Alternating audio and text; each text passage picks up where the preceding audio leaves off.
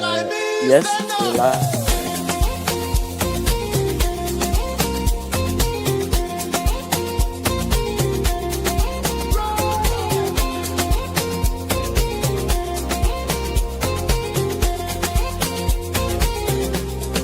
Take me back to Liberia, where the drums still play my song. Take me back to my homeland. It's the place where I belong. LIB Future TV, giving voice to progressive Liberians, speaking about politics, entertainment, and local news.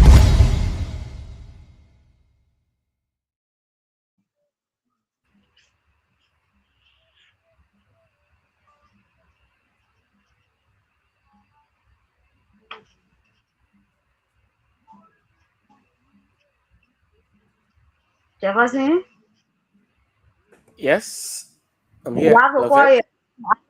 You have to call your attention. Okay, Siriki. Yeah, Okay, so we're good. We're ready. okay. So again, greetings to everybody. Welcome to LIB Liberia Feature TV. Today is Tuesday, the 10th of March 2026. So we have Lavetta in the studio, Jefferson Houston from Care Radio, and here is Siliki Koman from Kigali. So we're gonna have Lavetta giving us current event or basically news about happenings in Liberia. From there, we'll kickstart the show. So, welcome on the show, Lavetta. So, you can just go in and give us some updates from what's going on in Liberia. And then afterward, we can kickstart the show. Thank you. All right.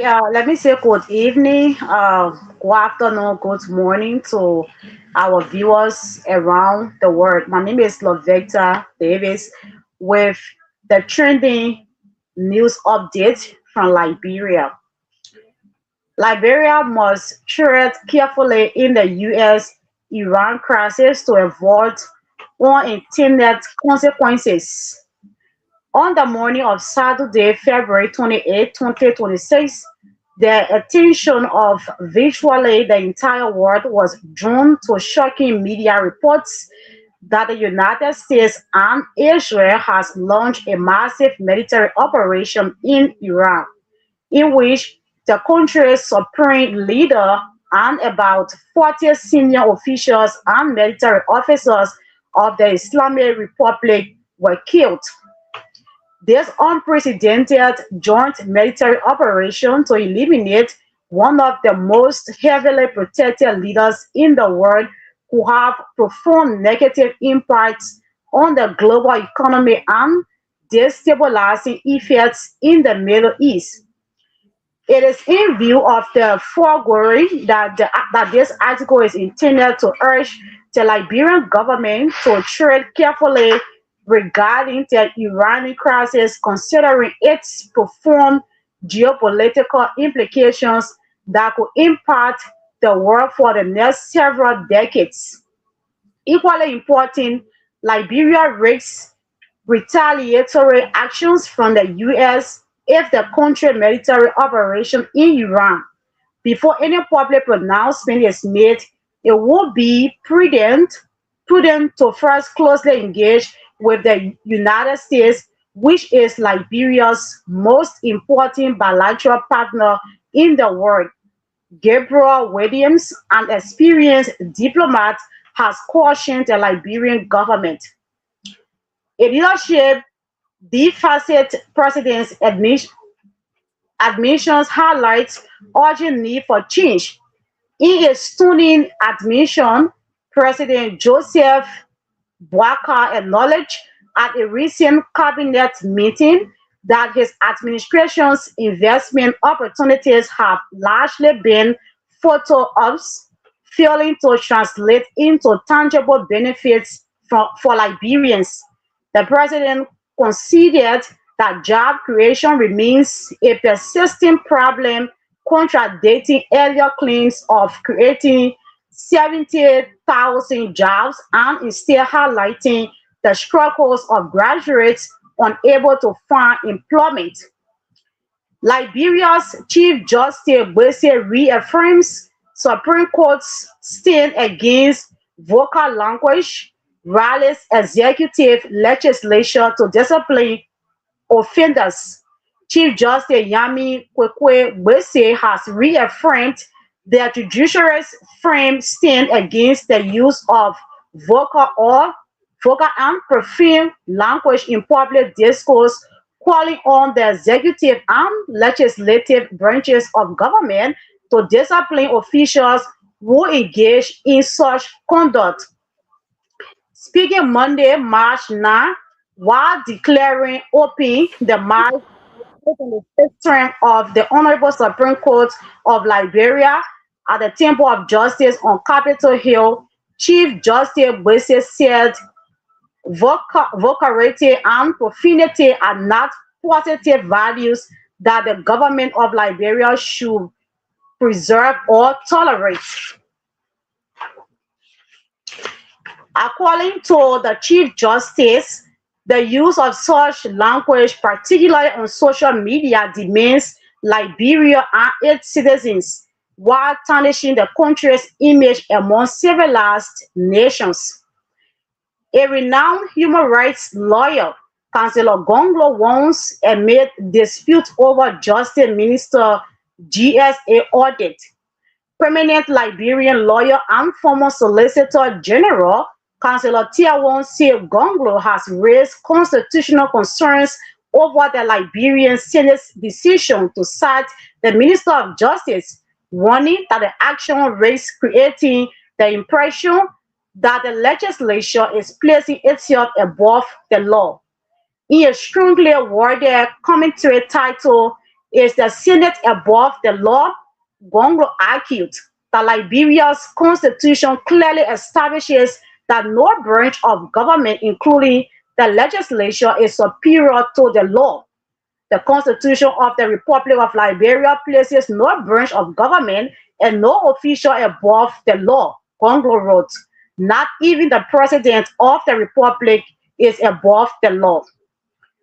100 million United States dollars agricultural investment fuels Liberia's economy as United States diplomat tours Liberia American portrait.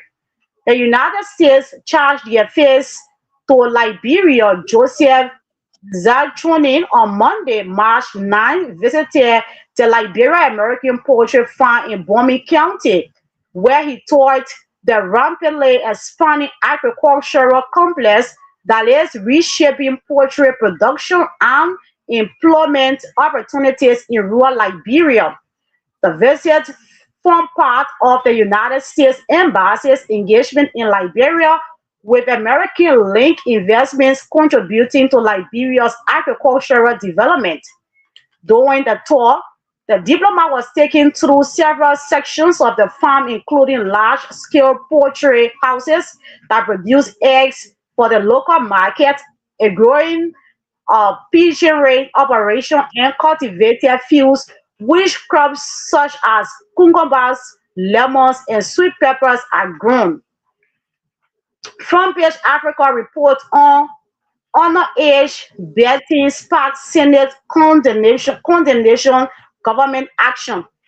The chairman of the Senate Committee on Public Accounts and Audit, Senator Amara Conan, has raised alarm over the growing involvement of underage children in gambling activities across Liberia, warning that the trend poses a serious threat to the country's future. Senator Conan's concerns were contained in a communication addressed to the plenary of the Liberian Senate on Thursday, March 5, 2026. According to him, while Liberia is intensifying efforts to combat drugs abuse and trafficking to safeguard the future of the younger generation, the rising participation of minors in gambling activities remains a troubling development. Bishop Brown warns ongoing demolitions could haunt Bouakar's legacy urges president to engage landowners to prevent chaos, mass displacement.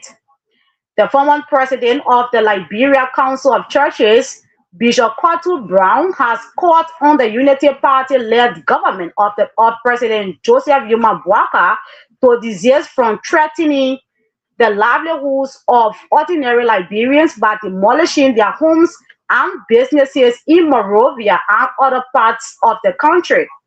Bishop Brown is the founder and senior pastor of the New Water in the Desert Apostolic Pentecostal Church located in Broadville City outside Monrovia.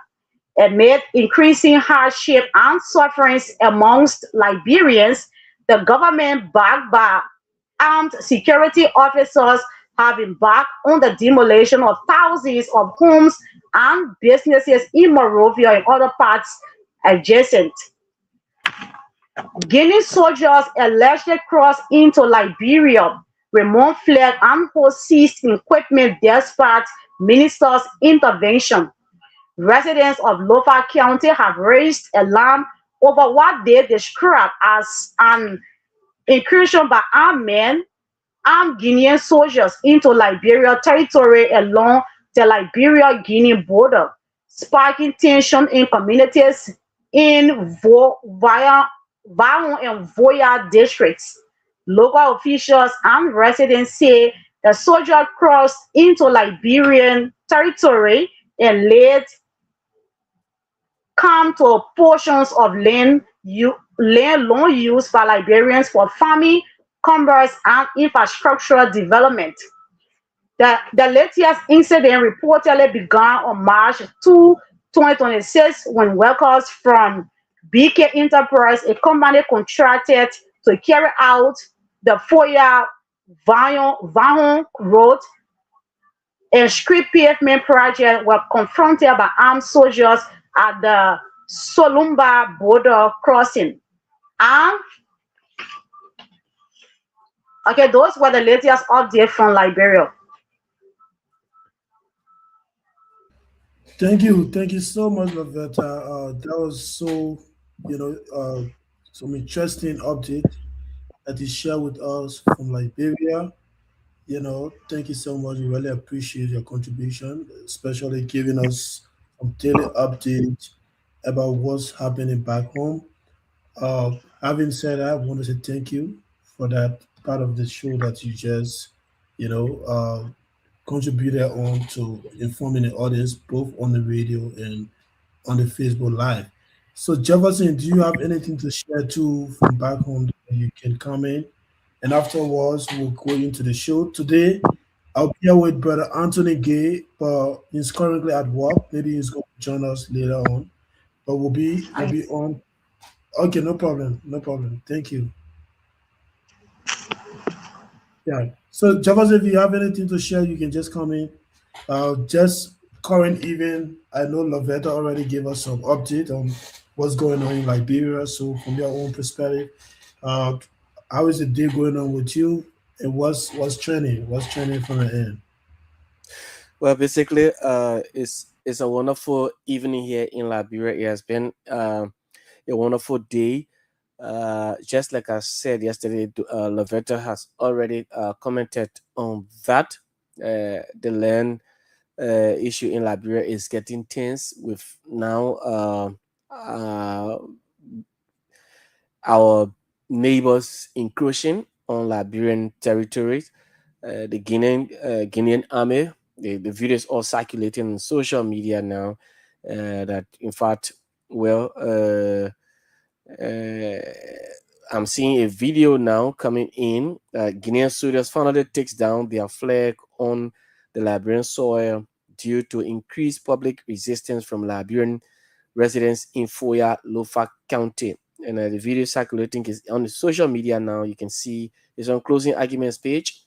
You can see the flags have been taken down with Liberians all there, and the Guineans are in Kino trying to cross and go back. The Guinean army, they're trying to go back to Guinea.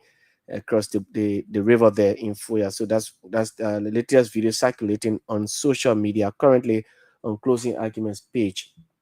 Uh, Yesterday, the Ministry of Commerce, after President Boakai, you know,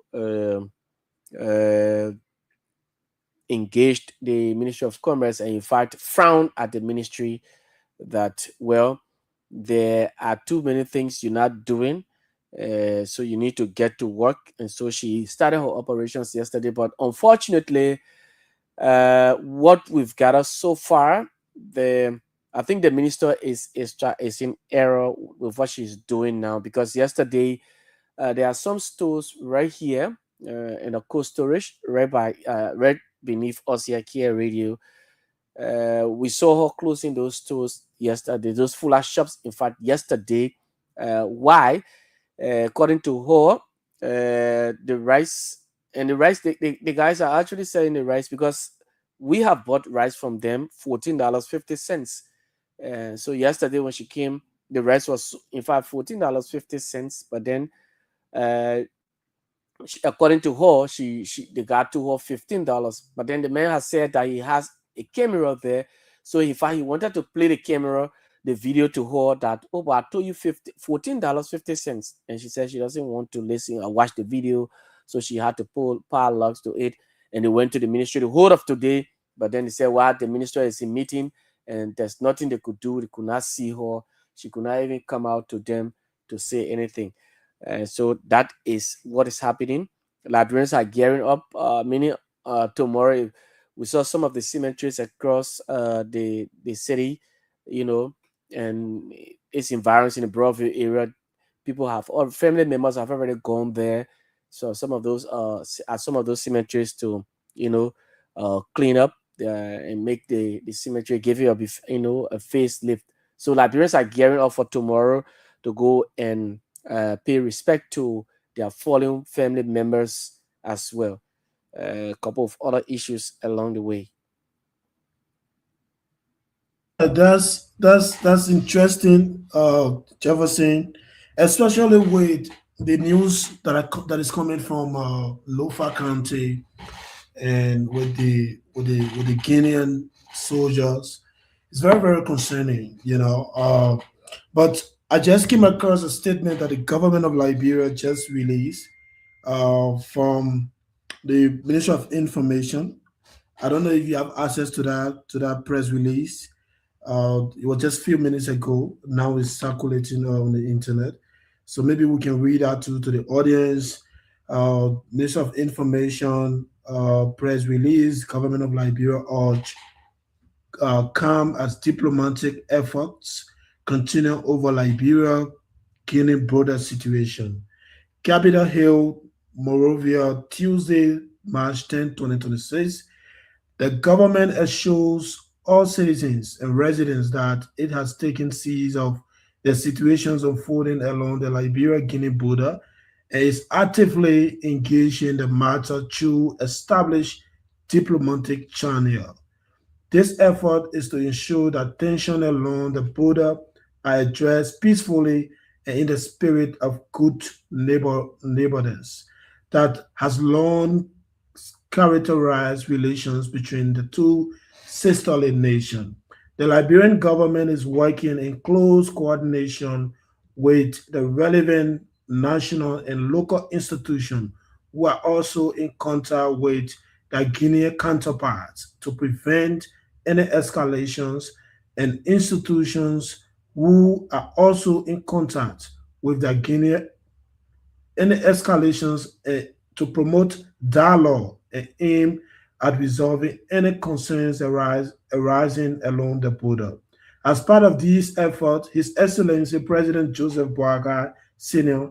has over the past few days dispatched a high-level inter-ministerial delegation to the border with Guinea comprising of the ministers of defense, local government, foreign affairs, and justice minister.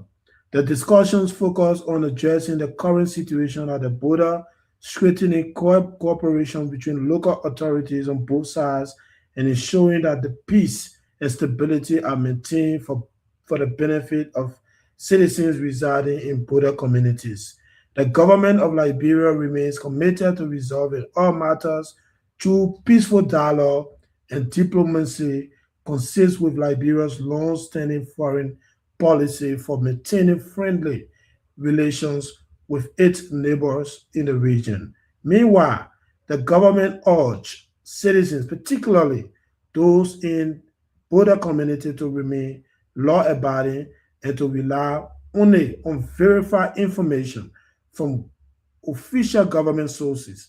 The public is also encouraged to avoid spreading unverified reports that may create unnecessary fear or misunderstanding.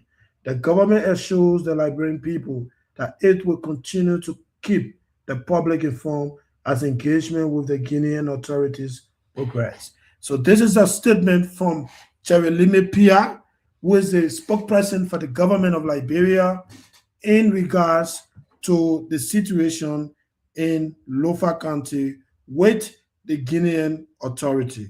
So I hope all of us that are following this matter, this situation in Guinea or Lofa, we can all contribute in a positive ways by sending a good message so that this thing don't escalate as the ministry as the government just stated in the release that they've already dispatched a team comprises of the defense ministry, the justice ministry, and that of the foreign affairs to go and meet with some local authorities with the Guinean counterparts around the border side there to see how they can be able to resolve this issue. It's a serious concern. Since yesterday, some Guinean soldier crossed over to Liberia, specifically in Foya Lofa County, to claim a portion of land.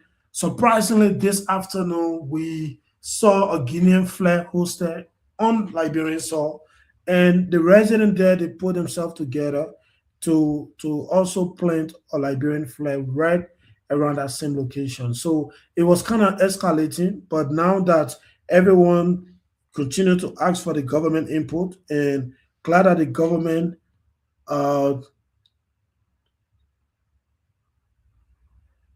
okay, sorry for that breakdown, folks.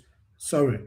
So now that the government, they've already, issued a statement, I hope all of us can look up to the government so that they play that role. They've already assured us that they're doing everything they can to take seize of the matter, and I hope that is going to be it.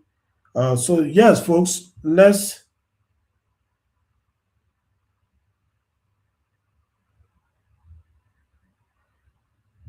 okay. So we're going to continue the show just as I mentioned to all of you today, folks. Uh, Brother Anthony K will be joining us maybe later on as we carry on the show. So we have severe of discussions today. We're going to be talking about ranging from national issues. So let's talk about this stuff. As you all might be aware, there's a current crisis in the Middle East between the U.S., Israel, and Iran, and they've been, I think, for the past 2 weeks, they've been having some issues there in the Middle East, with other countries in the Middle East that have been affected, like Saudi Arabia, and the rest of it. So that issue is causing uh, countries like Liberia some problem when it comes to oil. So the LPRC, when that war first started, the LPRC boss Amos Tuer came up. I think they had a press conference. At first, they had an executive meeting, and that executive meeting, they discussed that gas price wasn't going to go up. So at the end of the day, after a few days, the leadership from the LPRC, they had to issue a statement uh, increasing the price of gasoline and fuel in Liberia. So just imagine just 2 weeks. So if this war in the Middle East don't come to an end anytime soon, what that means is that we in Liberia we're going to be facing a lot of, there's going to be gas shortage, and we don't want that, because if we're going to experience that, obviously you're going to have people and business people, just as Jefferson was, highlighting about the rest seller, increasing the price and all of that. Business people, that's what they do. So when you have a shortage of gas, of fuel, obviously the few importers that are bringing gas or fuel in the country, they're going to be increasing the price. And like the fact that you're not seeing it, people will be willing to buy at any cost, because people have to move around. Especially people, the commercial drivers, and then the transportation now will start to increase. So we have to pray, and I hope the government too will be working in that regards to making sure that we don't go on a gas or fuel, so that the little increment that is just added onto the prices for gas and fuel, so that it doesn't escalate beyond that, because right now if we have a shortage of gas or fuel, it's going to be difficult, because the first thing you're going to see, those guys who sell gas on the road, they'll be increasing the price. And it will even be difficult for most of them to see the gas. So when it's difficult for them, then that means we're in trouble. By the time you will see long line to the different gas stations and all of that. And I hope we don't want that, because we've seen it before. It's not good. It's going to affect everybody. Initially, the LPRC folks, they came up, they assured the population that, look, there was going to be no increment in you know in the gasoline price. But surprisingly, after 3 days, we saw a release coming up. They adding some percentage on the price of gasoline and fuel. So let's keep our finger crossed, because that war in the Middle East is a result of this. Let's be fair, because Liberia, we don't produce, we don't have our own gas. All the gasoline that comes into Liberia or fuel is being imported, right? So, and most of it comes from the Middle East, to where that crisis is actually, it's a global thing. By the way, even Guinea, I saw a couple of people in Guinea too. They were standing on long line. Guinea right now they're experiencing shortage. So it's not like they have an increment, right? But for them, they can't even see the gas right now as we speak. So for them, when you see that gas station, there's a very long line. People standing in queue to see everything that gas. But again, everything boils down to leadership. So we look up to our government, the government of Liberia, to see in that regard, so that we don't experience that in Liberia, because most of the time, whenever we are experiencing it, we experience that on the former administration, President Weah. It was not a good experience. You saw people selling 1 gallon of gas for 1,500 Liberian dollars. At some point 2,000 for 1 gallon. So that's a lot of money, and you don't want that to happen, because obviously there are people in a country who want, they always wait for a situation like this to that's the time to somebody can get a lot of money. So let's pray, but it is what it is. There's an increment currently in the price of gasoline and fuel in Liberia, due to the war that is ongoing currently in the Middle East. And just as Jefferson reported and Lovetta, the issue in Lofa between the Guinean military and that of the border communities in Lofa, specifically Fuya, is a very, very concerned issues. And I think most Liberians, we've been talking about this today on the internet. And I like the fact that Liberians, we can come together in this kind of crisis to stand in solidarity, in unison, to defend our country. That's the most important thing. But I don't know the duties. I don't know much information about that. But seeing our government issuing a statement this evening, assuring us that they are going to intervene. They've already dispatched a team, that comprises of the Ministry of Justice, Ministry of the Defense, and the Minister of Foreign Affairs to go there and meet with the Guinean counterpart to have some conversation around this situation. So at least they can be able to put this under control. So let's look up to our government. And I know you can control everybody. There's going to be people who will be gaslighting on social media, saying all kinds of negative things, thinking that they're protecting Liberia, and the other people on the other side too will be saying negative things, thinking that they are protecting Guinea and all of that. But the bottom line is we have to follow what the government of Liberia just, share with us, that we should remain calm, and also we should be a law-abiding citizen, especially people that are residing in Foya to where this incident is happening. They should be a law-abiding citizen. They should follow the law, and they should follow verified government information. So nobody will wake up and go on the internet and say things and you follow them without hearing from your government, right? So basically, it is what it is. So, folks, welcome on LIB Feature TV. I want to welcome all of you to this edition. Today is Siliki Cobain and Anthony Gay. Shortly, Anthony Gay should be joining us, and we will be going into the conversation. If okay, I just received a message from him that he will join as soon as uh, he get off at work. So let's go again to something that Jefferson brought up, about this bag of rest stuff. And again, Jefferson, can you please shed a light on this? I hear you spoke about a bag of rest situation with a businesswoman, and somebody went to ask, she was increasing the price. You know, do we have rest shortage in the country that people be increasing bag of rice price? So the thing is, it is not that uh, this guy. In fact, like I said, uh, we have stores and fuller shops right beneath us here.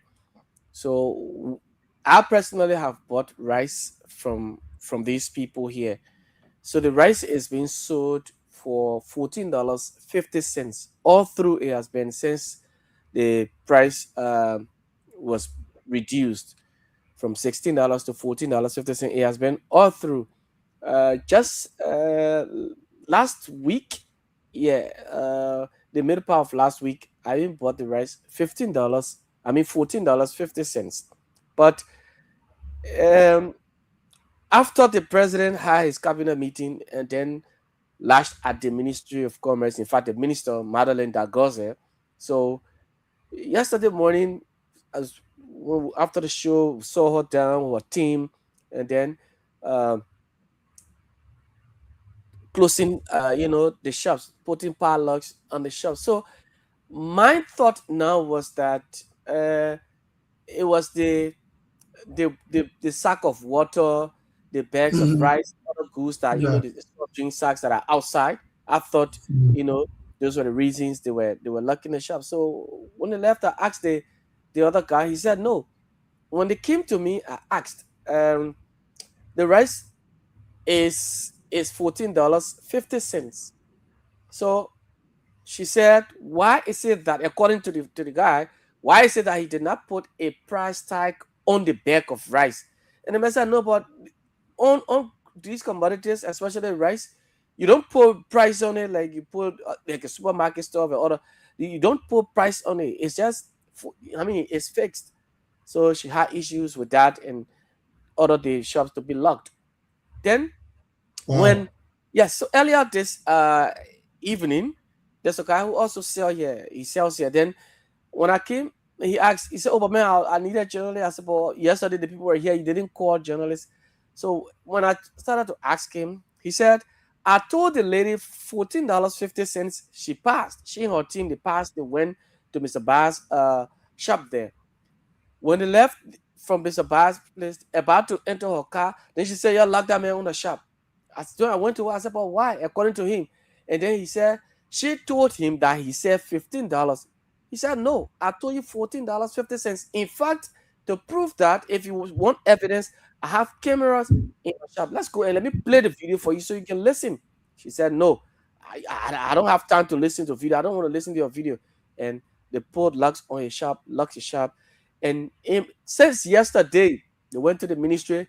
The whole of today, they've been at the ministry all through. And the only thing they could get from there, the minister is still meeting. The minister is from one meeting to another. Imagine people who have their businesses, they're selling, and then you lock their shop and you told them to go to the ministry. They went to the ministry and you cannot give them ES. Tomorrow is holiday. How do you expect them? They didn't sell yesterday. They didn't do business today. They will not do business tomorrow since it's holiday, including Thursday. Tomorrow is Thursday, they might not do business because even if they go there, they will spend the entire day there running after this. But the thing is, why is it that the minister could not have just okay for the benefit that let's go let me play the video, let me listen to it. Why you couldn't do it? But you said you heard the man saying $15. Man said no. So she had to. So the man said, and this is it, Sidiki. There are shops, or stores you go down Vita and Watersa.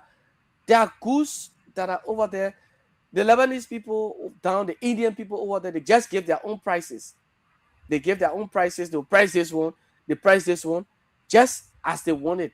The Ministry of Commerce doesn't go there. Now, when the guy reached out to according to him, he said he asked the Minister of Commerce, the Inspector General of Commerce.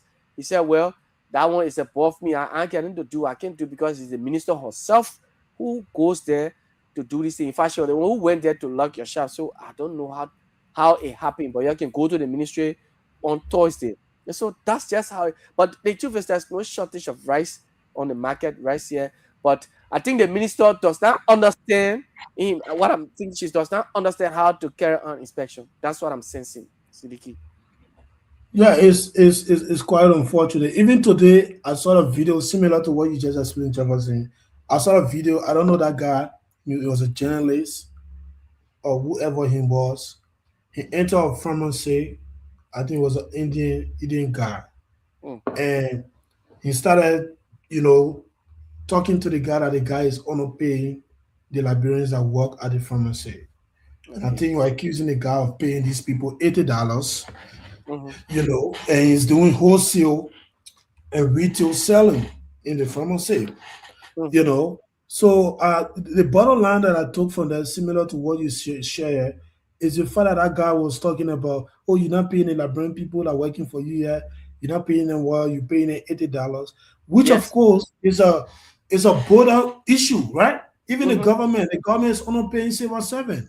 Some civil servant, in fact, there are reports that officers of the LDA who can go on the field to go make arrests, most of them, bulk of them are volunteers, right? So Mm-hmm.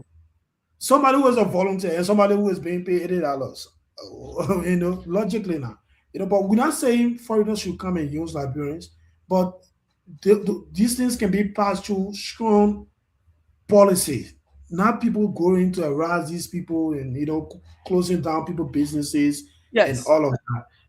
And the sad thing about it is that they asked the woman to go, just as you explained, to go to the Mm-hmm. ministry. She went there and they say meeting, and I had to be pushing her Yeah. all the way, and she needed to do her business. That's the sad Mm-hmm. part about it. But The that's truth that's the is, the truth is, yeah. Sidiki, the minister is now working. That entire commerce ministry has been dead. It has been dead because I remember Josephine Davis during the CDC used to see her moving around. But this particular new minister we have in her team, including the inspector general there, they're not doing a thing. They're not doing anything over there. They've just been there. The minister, all she's focused on is her political ambition in Grand Bassa County. She goes to Buchanan every weekend. She goes there, you know, trying to do what she can do, use the money, whatever money goes to the ministry, take it, go to Buchanan, carry on projects, do things, and because she has a political ambition in 2029, so she doesn't care. So yesterday, all these things she's doing is just a show, it's just a showmanship, it's a charade that because the president has said that, oh, you're not working, so she wants to impress President Bwaka, but she does not know how to do it. In fact, I thought she should have given the inspector general of commerce mandate to say go in the field with your team, go and inspect. But she's coming now as if to say she understands what it is to carry on inspection. She I believe that she has no understanding of, you know, carrying out inspections, because a minister, I mean, you want to carry out inspection, you should know your boundaries, you should know how to do it, but not to just come and put lags on people because you feel that, oh, Exactly. there are too many expired goods on the market. These people go down far town, go red light, go water side. Too many expired goods, and the Indian people too. Like this things you were saying just now. Another one happened in Mount Barkley. The other guy to they went to the store. The Indian guys are there. They underpaying $10,000. They're paying this guy from their pockets. In fact, they're paying the guys from their pockets. And when interested to note, how can you come, and the Minister of Commerce should be looking at these things, the Minister of Labor, they should be looking at it, but they're not doing it. All they care about is just to get money, enrich themselves, and forget about the ordinary people. When the very librarian people were the ones who stood under the rain, they went in the trenches, in the mud, and to vote this government. But it seems as though the government has just turned their backs on the people, and then the appointees now too, all they do is they're there to get money for themselves and forget about the ordinary people. That is just what I'm seeing now, Sidiki.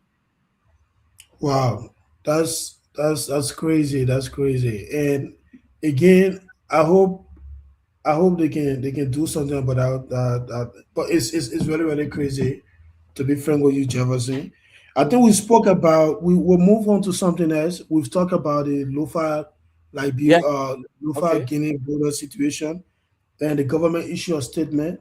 Maybe if you have a statement, you can share it later on the page too, Jefferson. If not, I will send it to you. So let's look up to the government, and we've also, spoke about the possible increment in the prices of. In fact, there's already an increment because they put a release out in the prices of gasoline and fuel Yes. Yeah. into the crisis in the Middle East. Even though when this crisis started off, the leadership at the NPA, not the NPA, but the LPRC came up and they showed the Liberian population that look, there wasn't going to be an increment because they were on top of the issues. They were having meetings.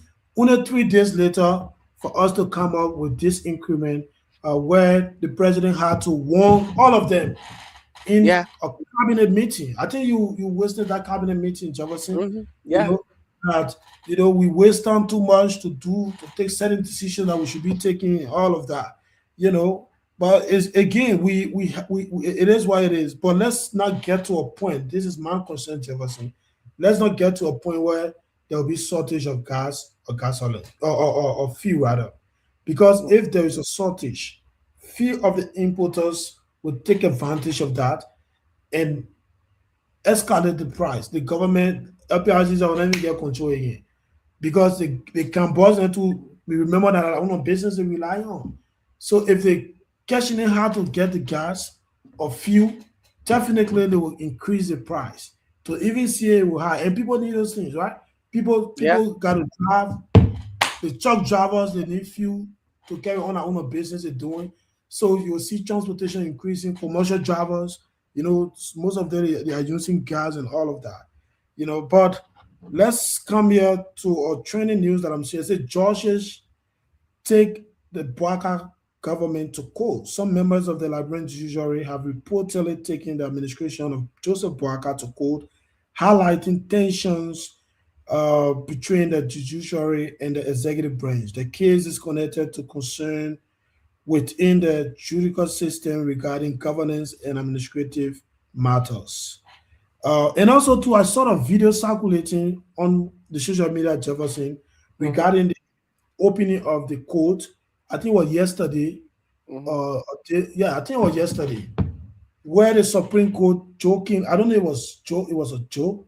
It was something serious. Referred to the president as the chief justice, Mm. and a lot of people are saying that the Supreme Court or the chief justice it should be independent. You should not be making that kind of joke, especially in that kind of forum. Yeah. You referring to the president as The Mr. chief Chief justice. Justice. Mm. Yeah, it shows that you're not independent. Mm. So a lot of people have been sharing that video, sharing their own opinion about it.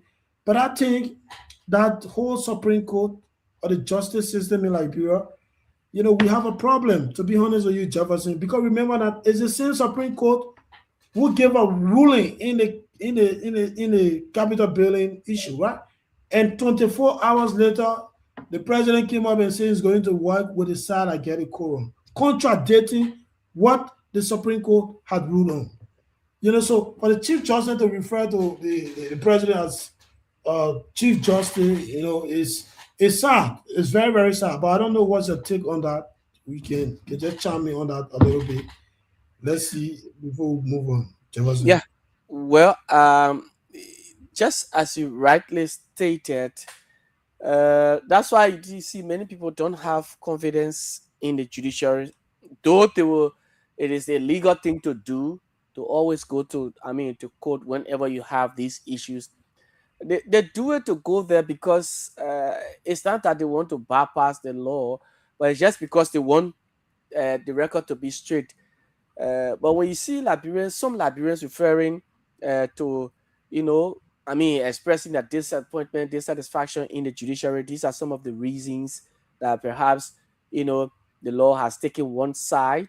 The law is Yeah. just, on it's one-sided. Nothing will come out of it. The government will do this, and the judiciary and the executive, they're all one now. So whatever the chief justice or says, it is the president's, opinion. So, like for example, you saw what happened during the case of the former cultural ambassador Julie Andy when she Truly was on the yes, when she was insulted and abused socially by Prophet Key. Now she went to the court and filed a complaint, a lawsuit against him. What happened? They how to call his Bishop Ben Keita, Councillor Bishop Ben Keita. What did he do? He went to the court. He said, in fact, they should throw the case outside. Yeah, there's nothing. They should throw the case outside, and there was nothing, that came from the president to say, "Oh no," because if a mayor, an advisor, can come from the yeah. president's office to say, "Throw the case outside," a serious minor case like that, and then he took Prophet Key, put him in vehicle, took him to in the vice president vehicle, took him to Nimba Nima. campaign Yeah. during the by elections. So it clearly shows that the judiciary is somehow on the side of the government. So, if referring to the president as Mr. Chief Justice, it's just another sign. One would take it as a joke, but it is another sign. It gives Liberia more, that they would doubt the judiciary now. So, but we don't trust the system anymore because if the president can be referred to as, so what kind of game they're playing? Well, that's just how it is. It's very, very sad, Jefferson, to be frank with you. But again, recently the president, the government had a cabinet meeting, and I have some quotation here about some of the things the president was saying to the cabinet, that I wanted to share here. Maybe we can have a conversation about it. But let's look at this. This is some of the things that the president said in that meeting. He said everybody wants to travel, but these trips cost money and take time. If we do not see progress in moving the economy and creating jobs, some of these trips will not be approved. President Barker. But again, Jefferson, let's be fair here. I'm not sure any and somebody come and say, "Oh, well, you not expect any minister or cabinet minister or director to travel more than the president." But let's look at the president travel too now. Eh? Yeah, yeah. What's the economic benefit or the direct job creation? About the different travels the president been carrying on since 3 years now. This year is making it 3 years, and I think one of the things the president has done that a lot of Liberians can still get over is the fact that you know look, Jefferson, this president served in government for 40 plus years, right? At the time, he was not president. Certainly. And then, whenever there's a conversation about his contribution, his achievement, people will say, "Oh, the man was just vice president. You were not in a position that, you know, people could see something tangible." and they wanted for us to give him an opportunity to actually make, especially being a higher seat, being in the presidency. But since 3 years now, Jefferson, this Hmm. president continue to complain about not being able to create job for the people. 3 years. You telling your cabinets that everybody won't travel, you won't travel. It seems like they're battering, a lot of people requesting to travel. Yeah. But instead of them not to travel, it's costly. And which I agree with him. To travel is not free. You got to book hotel for accommodation. You got to get a flight ticket. And the pardon they can give them when they travel, right? So Yeah. it's very very costly. He's right, but he's also saying he's making a case that if we do not see progress, you know, in moving the economy and creating jobs, some of these trips will not be approved. Hmm. So the question now is, President Barker, you've been traveling. What is the economic benefit Yeah. or the job creation directly from your travel that you want to stop your cabinet from traveling because we are not seeing some of these benefits, and you've been doing the highest travel since you guys were elected. So I don't know what's your take on that, Javazi. So exactly, we've had several conversations regarding the president's travels. All through, the president has extensively traveled uh, over the past years. But Liberians, sometimes when we say these things on the radio as journalists, uh, it sound, they sound offensive in their ears because they're in power and they believe that what we say here is, against the government, but it is not. The fact of the matter is that the purpose for which a president travels, I listened to the the the press secretary Kula Fofana when President Bwaka came back, and she had a whole lot after when she was briefing the executive mansion reporters that uh, whenever a president travels, you don't expect the president to bring a bag of money or what have you. But these are the very things that they campaigned on. That Exactly. the former president Joshua traveled extensively. He did not bring anything to the country. Every time he goes, they just take pictures on social media. And so, if you campaigned on that, now you go, you in power, and then your president is traveling, and he comes back with nothing.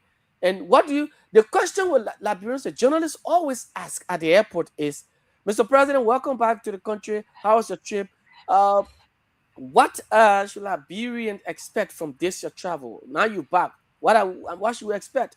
They want to hear good things. It's not Liberia. The government of Liberia signed an MOU with this. We signed MOU with this one. No, Liberians want to hear. Okay, we've benefited this. Like the president and other African leaders and world leaders. They went to a summit. I remember Sierra Leone president. He came back to Sierra Leone with something good. I mean, cash. He came back with grants. While Liberia, we came back with just MOU. And it is not about MOU. The reason you're traveling is to go and lobby so that when you come back, Liberians will benefit from your travels because it is taxpayers' money you're using to travel extensively. When the president had this whole thing, oh, Josh, you are traveling with private jets and what have you, the very private jets that were being campaigned, on, it is the same private jets now that the regime they're celebrating. That in fact, Exactly. oh, it's not good for a president to sit with commercial in a commercial flight. They're making excuses. Yeah. Yes. And when did they realize this? So it's almost like you came to the people on the basis of lies, and you want to make the lies now into reality and make the Liberian people believe that the lies you told and the lies you live in now are the realities. So they are real lies now. You live in the truth. So I mean, there are more things that are needed to be done currently. More things needed to be done because the Liberians are depending on an experienced president. Look, Sidiki, I tell you what, I live Broville. Mhm. In a community where we say sometimes we visit our Thai centers, we just sit down, not journalists, we just go there and we lecturing. Sometimes we'll raise up an argument. I'll just bring an argument or conversation up, to hear from the Liberian people what they want to say, what they will say. But Siddiqui, what you will hear them saying will, amaze you. But these are the very people who voted this government. These are the people who were in the trenches, who campaigned. And they said, well, President Bouaka has served 12 years as vice president, so he has the experience. But they're saying that, oh, but we thought our president had the experience, but now we're not seeing it. So what happened to the 12 years as vice president? What happened to the time he was minister? All those years, what happened? And they said, well, we will not go to the streets again. We're not going to protest.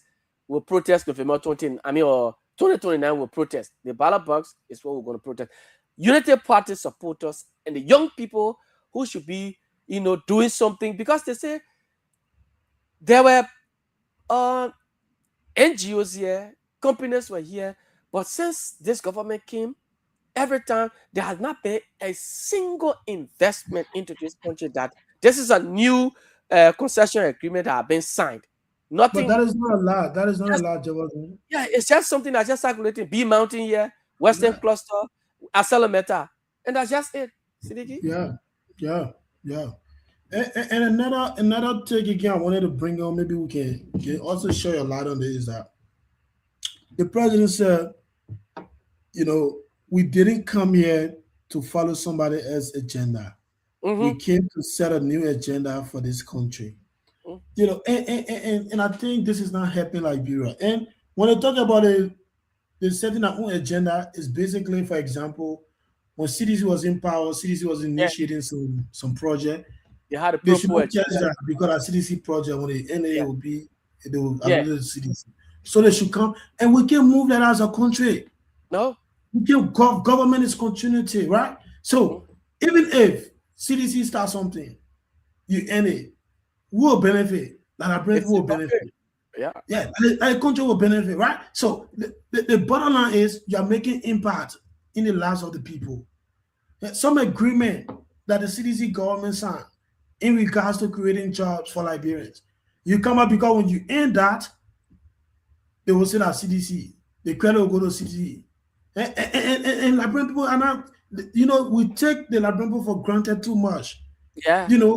And the way we think, especially the politicians, the way they take the Liberian people, I'm not sure that's how the Liberian people are.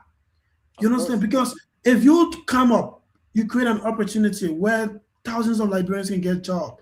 Just as you put it, Jefferson, look, if this government, no matter the criticism coming from the opposition bloc, if this government can at least try, not our AR number they go give us during the State of the Nation address, but this government can try the possible best to provide tangible jobs.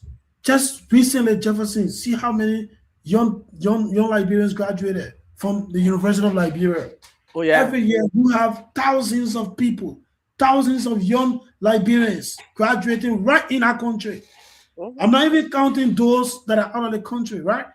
I'm here in one every December, the university that I made, Jefferson. Yeah.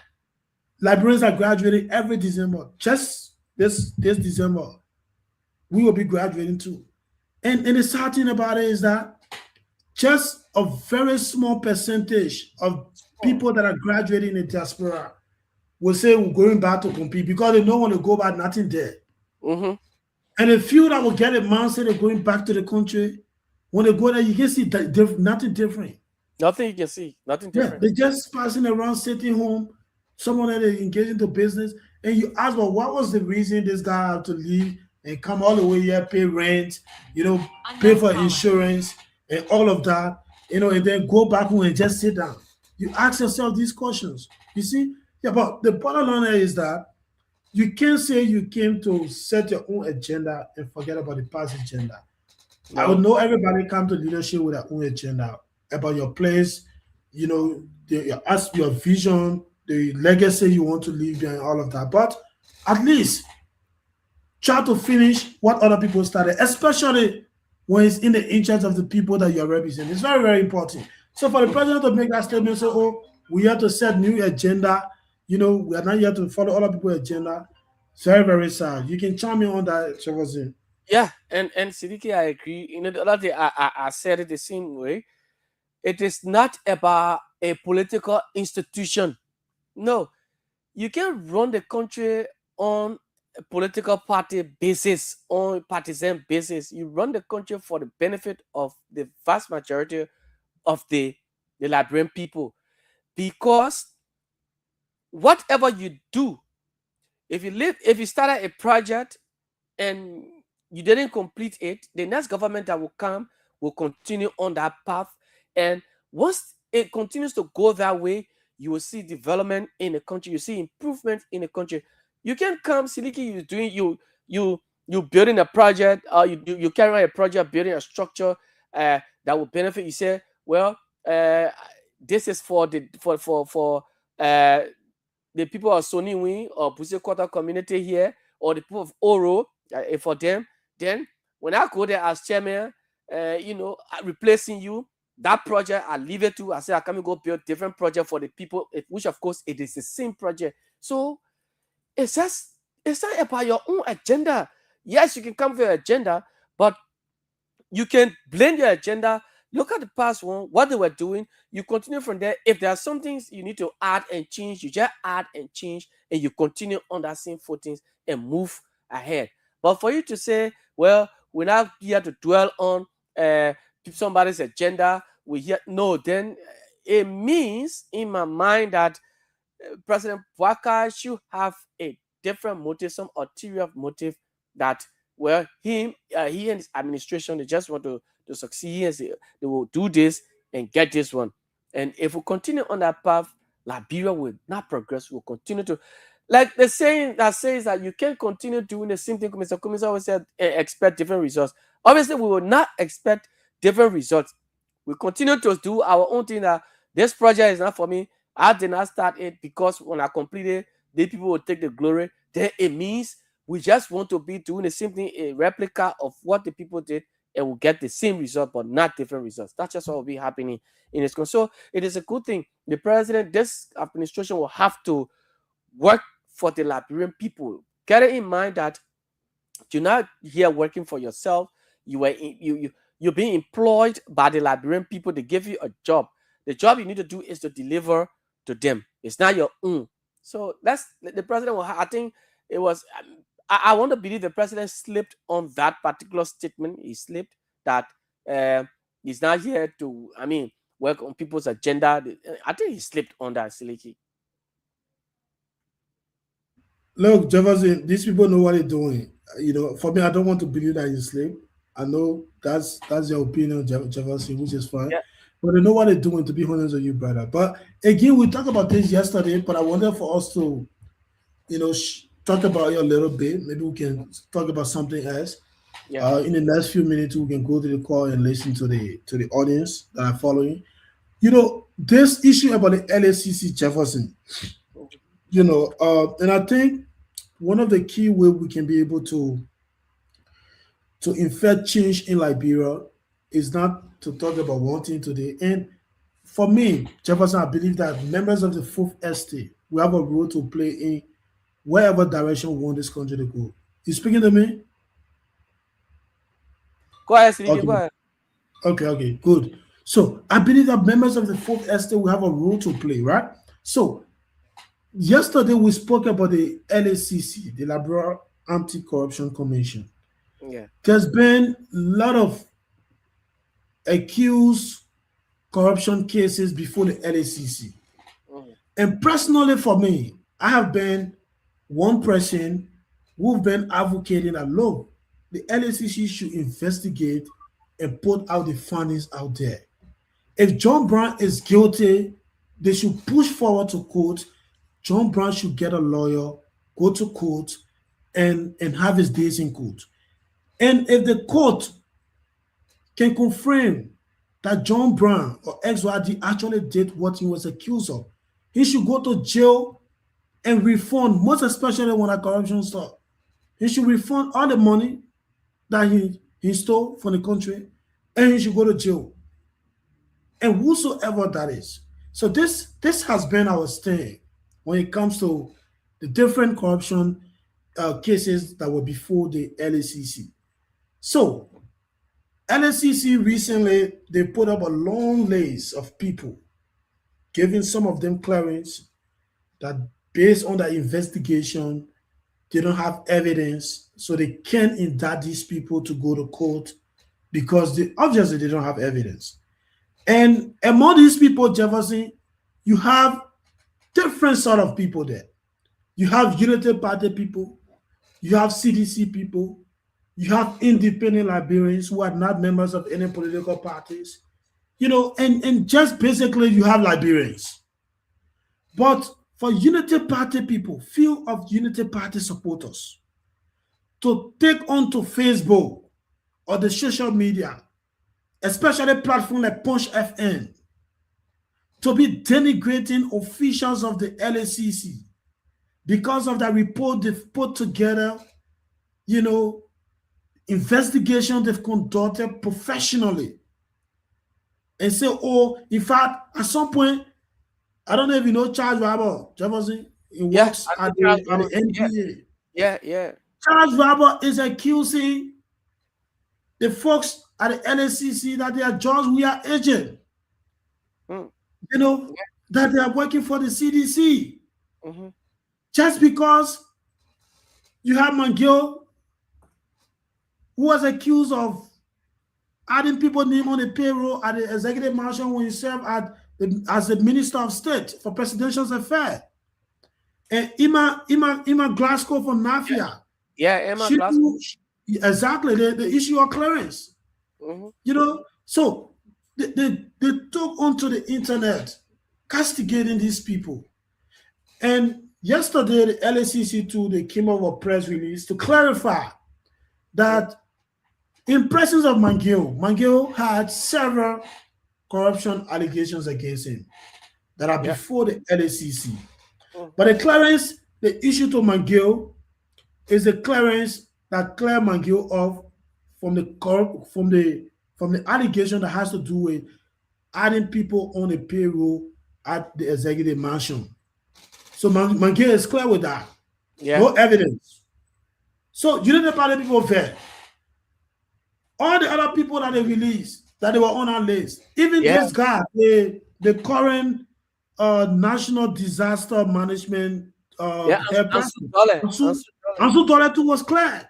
Yeah, he was clear. He's They part of didn't the alliance. They don't have issue with that. Of course. They didn't get issue with that. Yeah. But they get issue on Nathaniel Mangio because he's a sedition. I'm not a sedition. But you can and also, Jefferson, the chairperson for the Yellow Machine Committee, Brandon Samuka. Yeah. Do you know Brandon Samuka was convicted in court during the CDC regime? Yeah. Brandon Samuka won the senatorial election in Lofa. Because he was convicted, he could not take a seat. Yeah. So Joseph Barker brought somebody who was convicted in court and appointed him as chairman of Yellow Machine Committee. How many of you Unity Party people question President Barker for giving Brandon Samuka that position? You see nothing with that. You question the LACC because they clear up Mangini. And Labra is a gullible society, Jefferson. Anybody can go on Facebook tomorrow and say Jefferson is this, Jefferson is that, without getting fat. We're not bargaining for Mangio. Personally, for me, I'm not bargaining for Mangio. But I see the LACC, people who serve in these institutions, they took an oath to do good by the country. So if they look at that and do otherwise, we leave them with a conscience. But you can't say LACC clear up Ansu Dole is good, LACC clear up other United Party people is good, but LACC clear up Mangio is not good because you think Mangio are criminal. It's not going to work. For me, I see that as being hypocritical. I don't know what's your take about that too, Jefferson. Certainly, and Siddiqui, the thing is that the guys within the Unity Party, especially these ones who believe that, well, the only way they can survive is because their government is not giving them job. So the only way they can survive now is to go against a person, an individual. Here's the thing: El Chapo RC, there were guys there who were on, they were taking off their jobs. They were suspended because of some alleged corrupt malpractices. So they were suspended and they had to go to the LECC to be cleared. Um, Lacra boss Sankolo, yes, Sankolo, his name. I'll try to get his name right. So he was also convicted and then, accused, and he was sent to LACC. And so he went there. He was cleared. What's his name? Kamara from LTA, from LTA, the former commissioner. So he was Abdullah chairperson. Kamara. Abdullah Kamara. He was also, accused of some financial malpractices. He was sent to LACC and he was cleared.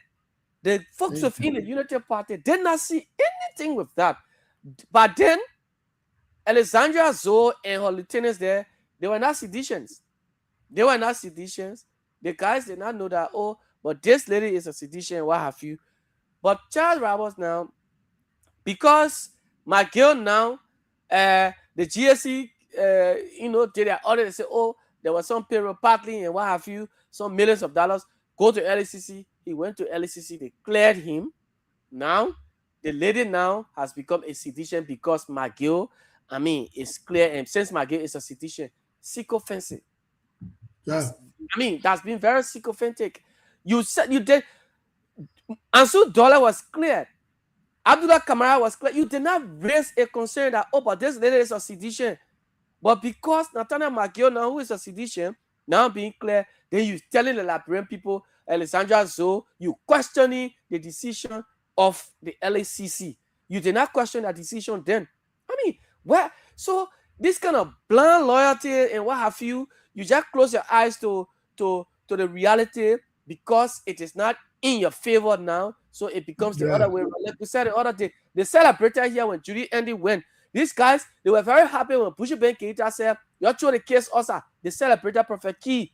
But today now, because Prophet Key are going against the Chief Justice, they're happy. So you see how some of us Liberians, how we behave in this country, they see the reality, they close their eyes to it, but because they feel that they are in charge, so when the right thing is done, it is wrong. When the wrong thing is done in their favor, then it becomes right. That's just how the politics, the game is being played now in Liberia City. It's just sad. And for me, Jefferson, what I would say to you is that these people, they think they can stop you and myself from speaking our mind. That's the tactics. And the only group of people are saying like, bro, will not brag that they are master of propaganda, like Unity Party people. Oh yeah. And propaganda, 80%, when somebody say propaganda, 80% are lie. Or 90% are lie. Once you hear that word propaganda, it means 80 to 90% of propaganda is like a lie. I just story people put together to make it appear in the public that are true. So the fact that I bring people, we can sit and listen to these people bragging that they are the best liar, and we still listen to them. It's unfortunate, and this is actually hypocritical. Nobody, and sometimes they make you to defend people who you don't even intend of defending. All we say here is McGill should go to court. If the court or LSC clear up McGill, if you think you get another evidence, more than what the LSCC saw, you can say LSCC, I get additional evidence. You call McGill by you, because you have the evidence I brought. Oh, Sidiki, here's the thing. LSCC will not clear anybody once they have evidence that the person cannot be cleared. So there was, they for McGill to have been, held, liable for all the crimes, it should have been proven by the government that this is what it is. All the evidence, so all the evidence that are presented, the investigations conducted, there was absolutely nothing. So it is the government are supposed to prove that, oh yeah, this is it, but that no evidence was given, nothing was proved. So you expect the LEC to keep the man there and what have you. I mean, you can't run the country like that. See, you can't run the country that way. Yeah. And what is so interesting is that bulk of the things these guys criticized yesterday, they come to power and they do these same things. Mm-hmm. I remember, I think it was on Monday, you make a selling point here about the folks at the LTA, the benefit they can carry home. Yeah. And Papi Honane, Yeah. and the Papi Honane guy, he goes to different media interview, and when you ask him, you want to scrutinize him, he's there telling you, oh, as a donor supposed to talk. And we're talking about who determine who's supposed to talk in a case of like, who determine that? Are you supposed to determine somebody speaking? Yeah. Unity Party led our country for 12 years. Mhm. 12 years Mm. under Mr. Selly.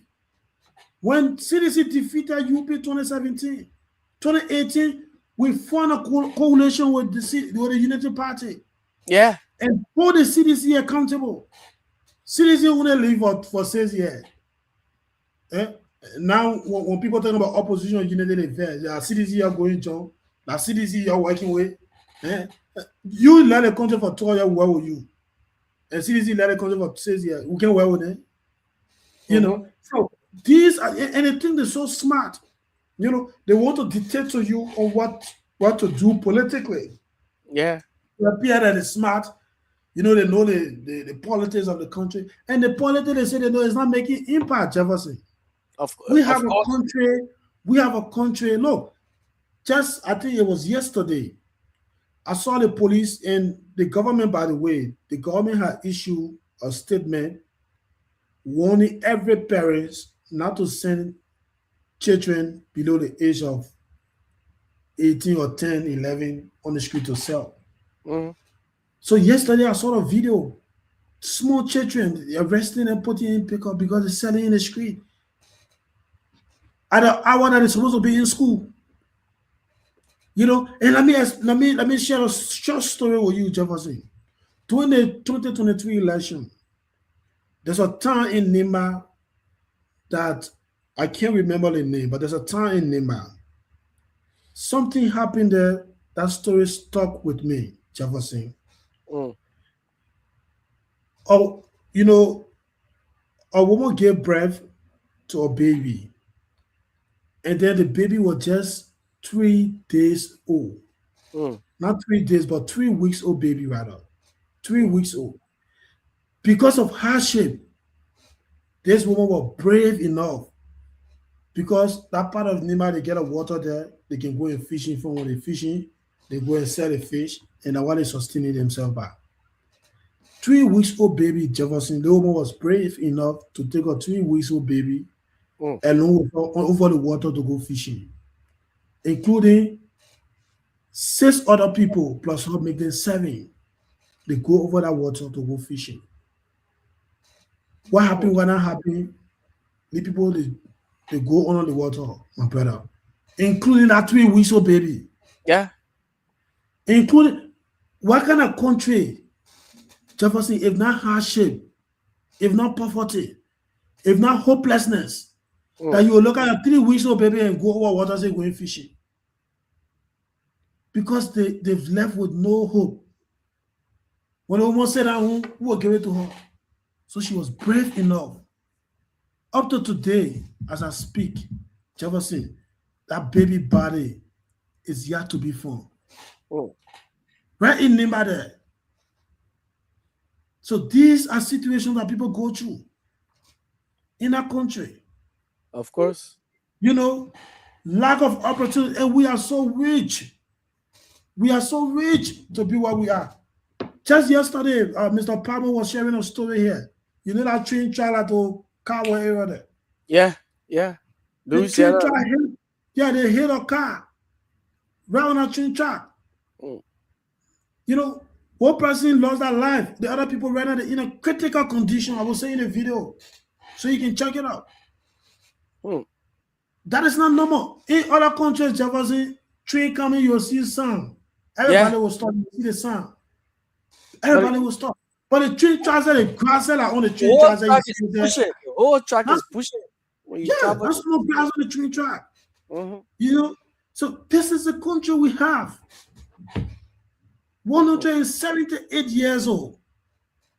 And you elect a president that every day he's having a cabinet meeting, he continuously admitting that he has failed in terms of providing jobs for the Liberian people. Yeah.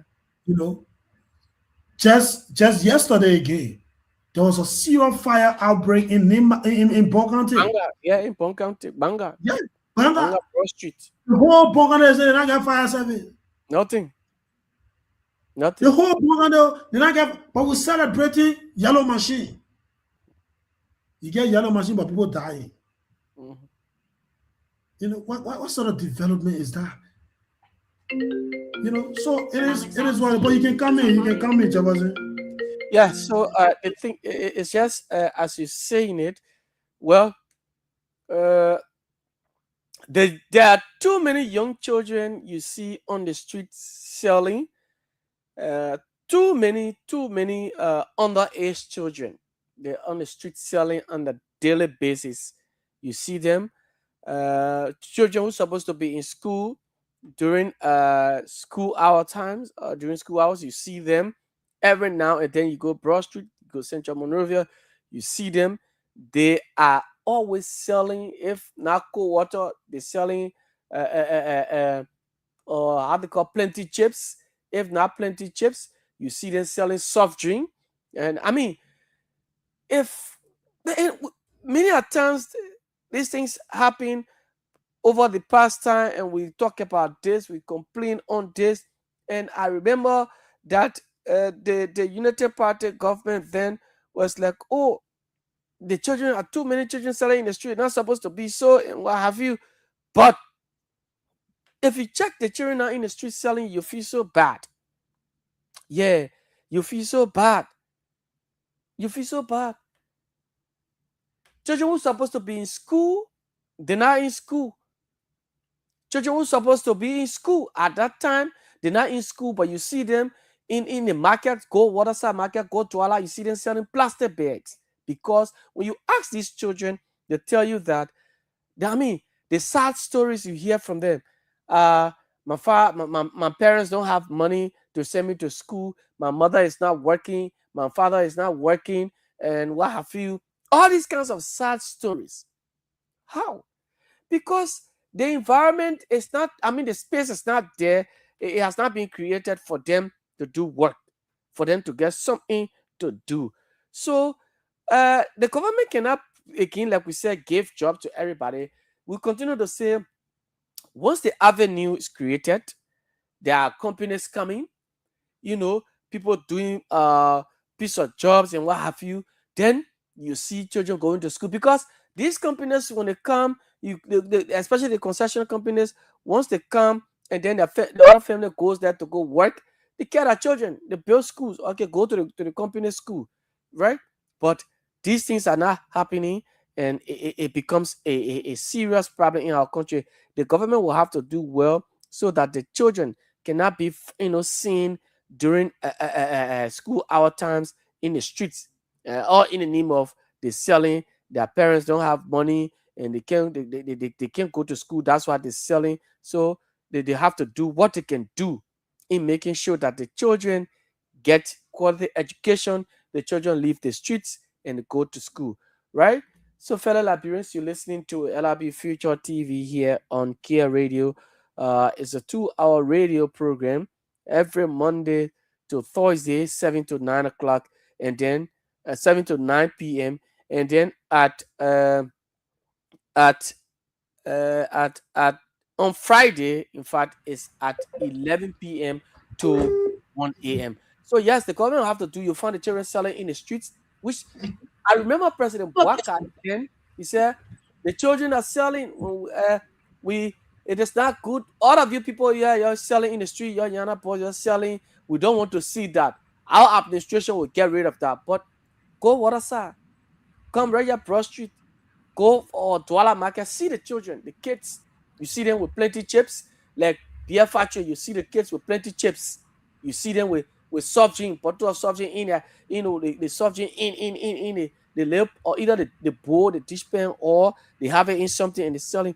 I mean, how can we have a country like this, when the kids should be in school, they're not in school, they say, oh, I can't go to school now, I'm selling because my parents don't have money. How would the parents get money to go to school? Because there are no jobs, no companies coming for the children, for the families to work. So it is just, I mean, so unfortunate that the Unity Party government is not doing everything to satisfy the Liberian people. Sidiki. Yeah, I want to agree with you, Jefferson. Again, just as I told you, I saw that stuff yesterday. I was kind of feeling bad when I saw the police that were and the parents. And most of these children too, if you really look at it, Jefferson, they are not staying with their biological parents. Even though some biological parents actually send their own children on the street to go sell, but majority of them, they are maybe living with somebody, and I Yeah. think the way the children can contribute to them is going on the street to sell. It's very sad. You can have 11 years old, 12 years old children, instead of supporting them to go to school, you're sending them in the street to go and sell. What if something happens? Mm, It's mm. a sad situation, and I hope the government make these guardians and or parents, whatever they are, to pay some good fine for it. If possible, so you should go to jail for some time. But like, bro, we don't take anything serious. The people will just go and pay some money and they'll release them and go again and put the children back. So don't go to the place, see police people here. Yeah. When you go there, they arrest you, or you kind of bill. you know. And like, bro, right there, brother. Of But let's course. go to the phone line. Let's go to the phone line. I don't know if you can open the phone line for the end. We take some Yep. calls and hear from our people and see. Fellow Liberians, you're listening to the program LRB Future TV right here on 95.9 Care Radio. My name is Jefferson Weir. You want to be a part of the conversation we've had, different talking points, different discussions this evening. You can call 0777 959 959 0777 959 9590 881 871 670 0881 871 670 plus 231 777 959 959. We talked about, the situation in Lofa with Guinean soldiers entering Liberian territories using the Lofa Foya, border to enter Liberia, claiming the land there. We also talk about the Commerce Ministry, the president's statement that, well, there are people undermining his government and what have you. And the president's also his statement about the coming with his own agenda. He's not working. He's not going to work. I mean, proceed with other people's agenda. All of those things as well. A couple of other issues we've been talking here: children selling in the streets.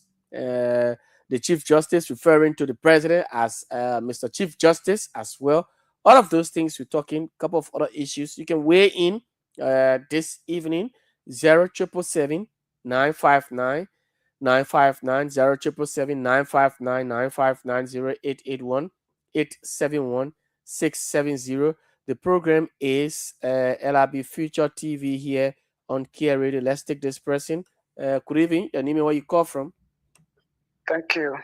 My name is Prince Pati, and I call you my resident Robert Fia with VOA community. VOA, let's hear you from Robert Sweet. Thank you so much. I listened to your studio guests and including you in all of your analysis, but quickly, few things are of a contradiction to your show, and let me address them a bit quickly.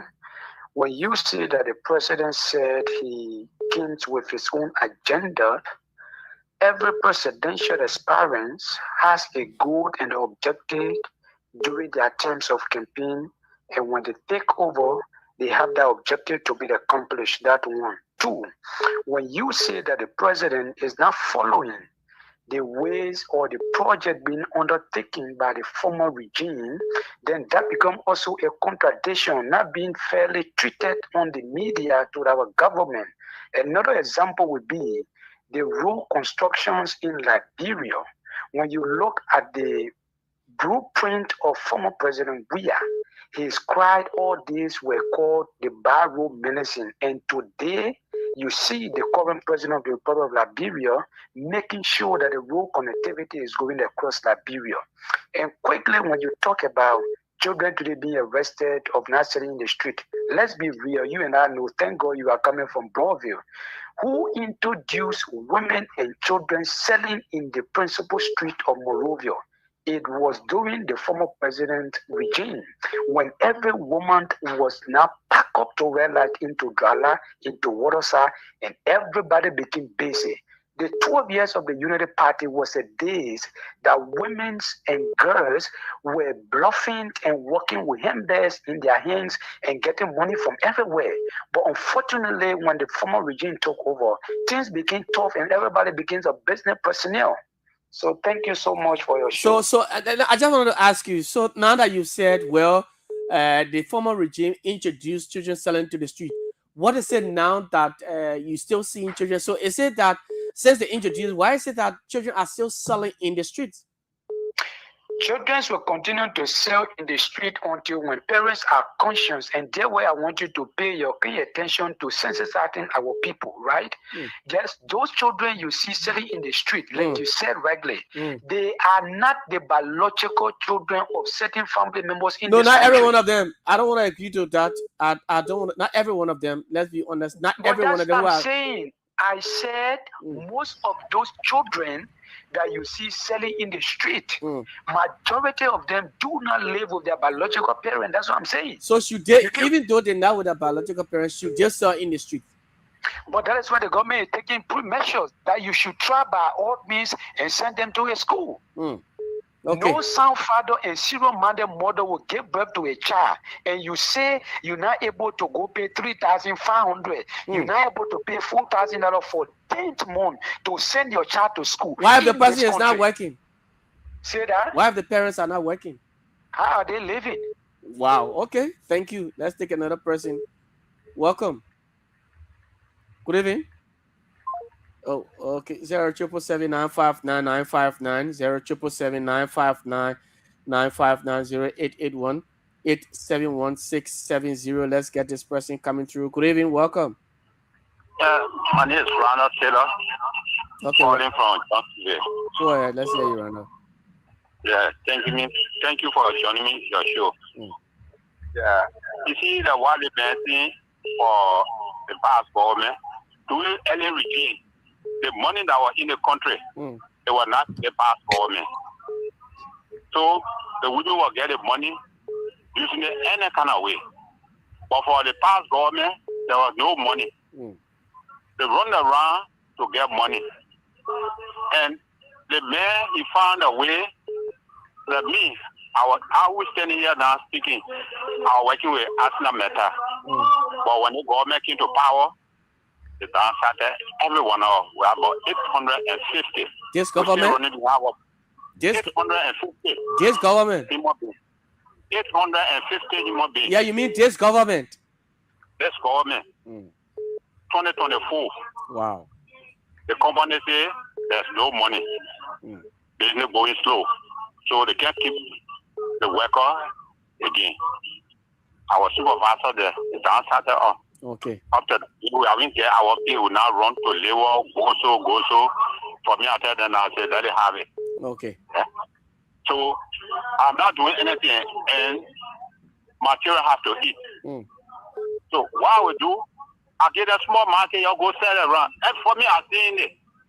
For my dear body. Okay, no, you don't have to swear. Now I employ that policeman here, or the now born that policeman to say they will grab my child and put in car. Carry them somewhere. They will be just in the country. All right, thank you. Let's take another person. Welcome. Let's hear you. Thank you very much. So, I'm James Timo, right from LPS community. Welcome, James. Okay, it's good being on your show for the very first time tonight. Go ahead, quickly. So, my concern is going to that which concerns the selling of children in the street. Children are selling in the street. That is very saddening to see kids that will be relaxed somewhere waiting for their food and they study and go to school selling in the street. But in my own understanding, to remove those kids from the street. It's not about running behind them, hijacking them, putting them in car. It's about trying to find the root cause of their being in the street. Whether it with their parent or with whoever parent they are. The fact that they are in the street, they should not be there. The first thing, if somebody left their own children and brought up children to say in the street, it is the same, the same derived from the same hardship. Nobody who is not suffering will take somebody child to enslave them in the street. And somebody is talking, sorry, I'm not turning this into confrontation. Go ahead. When somebody produce something, a book or all to make clarity on it, to say that in the 12 years of the Unity Party, girls and women were traveling, taking money from everywhere. Where that person come from? So let me tell you, when you support a particular regime and they are in power, so you should just, expose your own ignorance so that you are blindfolding the people. When we don't hear from University up to now, the people stay in power. You never saw children in the street. You never saw women. When they say women don't be there, do something that women abandon their children. They have to go sell to get money. Because they say don't be there, do something. And he's talking about how again the former president William Tan, he says here something the economy that you built in 12 years. Can somebody come in 6 years and zero it down? And you even come by again right after the 6 years, you can't say it, and you are talking about they did it.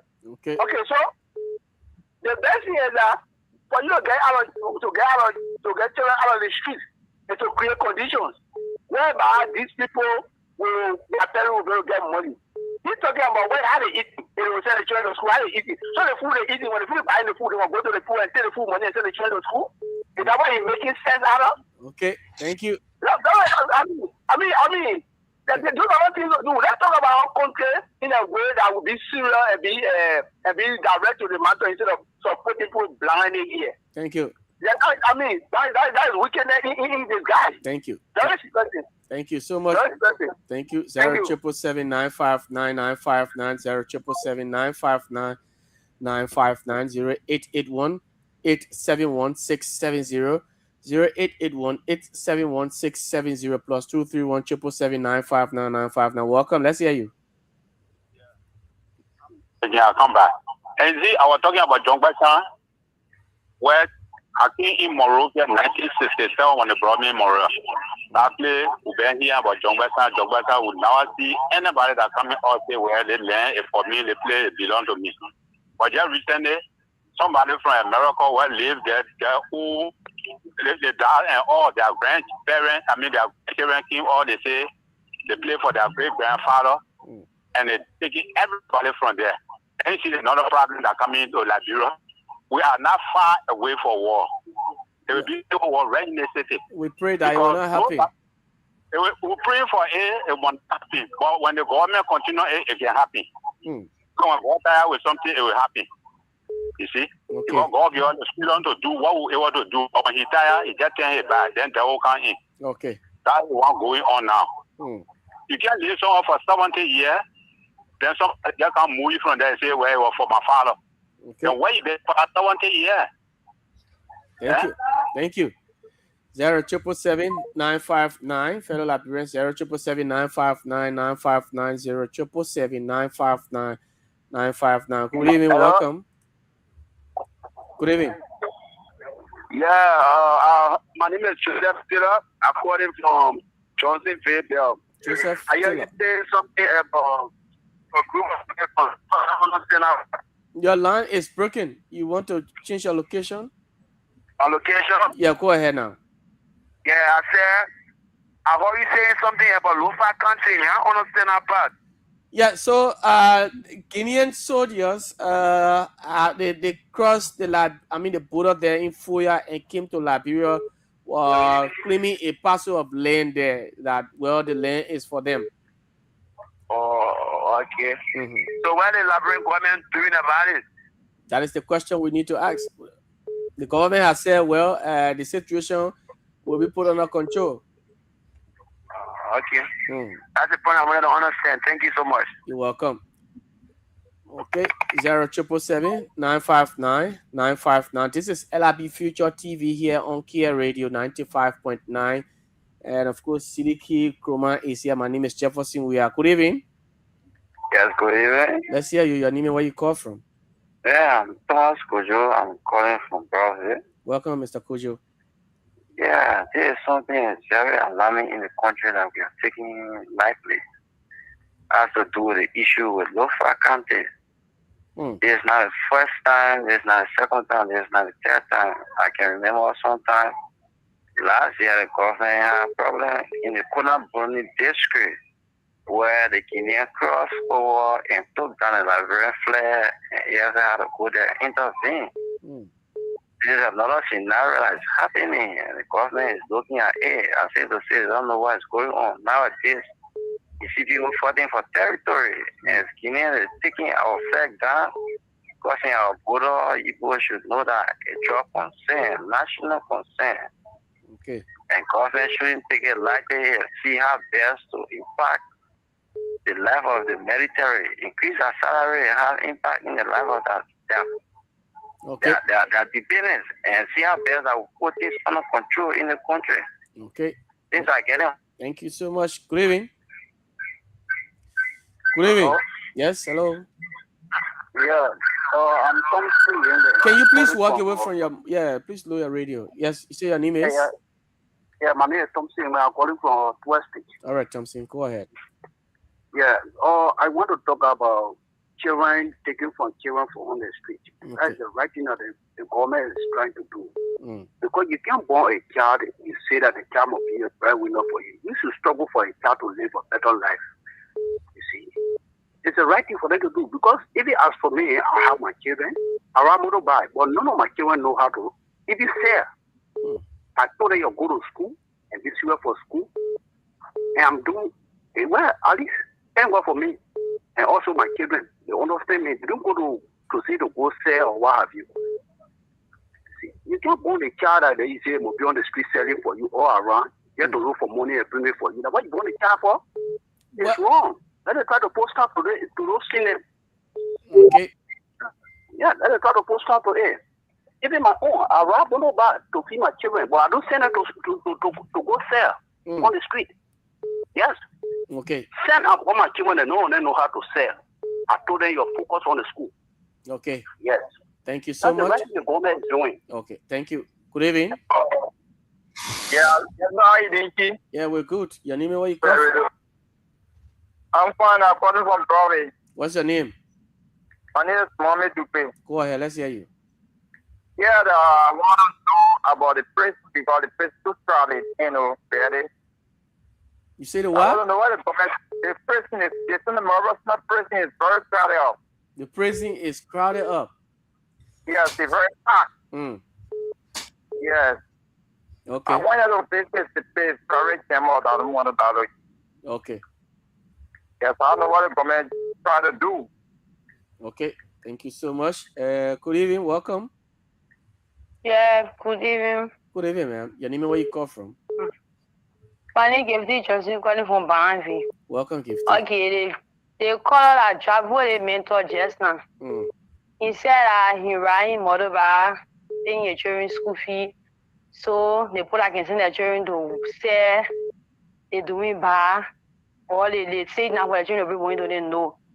Because if you are working, making money, your children going to school, then the government kind of just start sacking people on no reason they sacking people, and you be one of the then they sack you.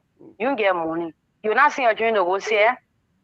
You see your children to say. And your set to selling. Most of the people are selling their children and selling. They get snapped to the horse. Because they could country how they put lot to us. All the things they put all they doing it. But at least they teaching us sense for to now. For to know how to vote. Okay.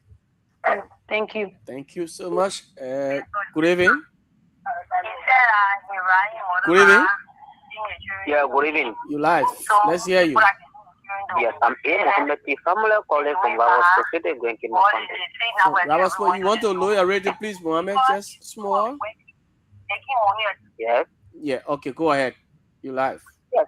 I just want to say something on this issue that is alarming regarding in Lofa County, where the Guinean soldier crossed and come to Labrador and even go as far as taking our Labrador flag down. Yeah. So what is our government doing towards this kind of thing? our president himself said previously that God is not making new land. So now the Guinean soldiers are coming out fighting for our territory. So almost like they want to claim our Liberian land. So what is the government? What is our Liberian government saying about this issue? Are they going to sit for the Guineans to own this place? Is what they are going to tell the Liberians at the end of the day? Because there's a complete advantage by even taking our flag down. There's a complete advantage. Okay. So if the government can sit and look at this kind of situation, that means there's no need for them to represent us as a leader in this country. Okay. Seriously. All right.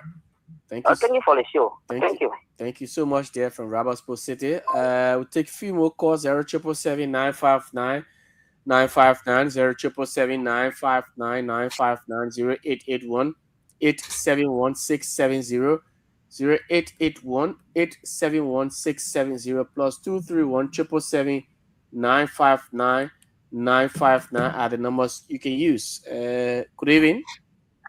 Good evening. This is Richard Town, calling from District 3. Welcome, Richard. Yeah, I want to make an impact on that land issue. Our president, our former president, talked about being security for ourselves. And there's a Democrat people now that they are leader for us. They make issue out of it. And then there's present government saying that God is not creating a new land again. So how we look at it? So we start killing each other for land because God not creating new land again.